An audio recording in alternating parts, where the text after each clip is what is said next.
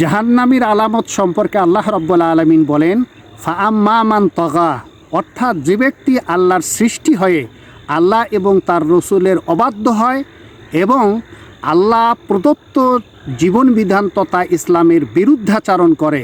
ও আসার আল হায়াতাত দুনিয়া, এবং পার্থিব জীবনকে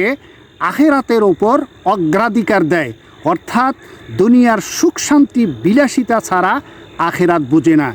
এমন লোকের পরিণতি সম্পর্কে আল্লাহ রাব্বুল আলামিন বলেন, ফাইনাল জাহিমা হিয়াল মাওয়া, এর পরিণতি, এর ঠিকানা জাহান্নাম। পক্ষান্তরে জান্নাতীদের আলামত সম্পর্কে আল্লাহ রাব্বুল আলামিন বলেন, ওয়া আম্মা মান খাফা মাকামা রাব্বিহি ওয়া নাহান নাফসা, অর্থাৎ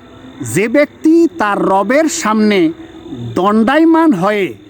জীবনের সকল কর্মের হিসাব দেওয়াকে ভয় করে, ওয়া নাহান নাফসা আনিল হাওয়া, এবং সকল প্রকারের অবৈধ চাহিদা থেকে নিজেকে বিরত রাখে, দূরে রাখে, অর্থাৎ সকল নিষিদ্ধ বিষয় এবং হারাম থেকে বিরত থাকে,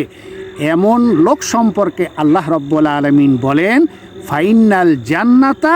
হিয়াল মাওয়া, অর্থাৎ তার ঠিকানা জান্নাত।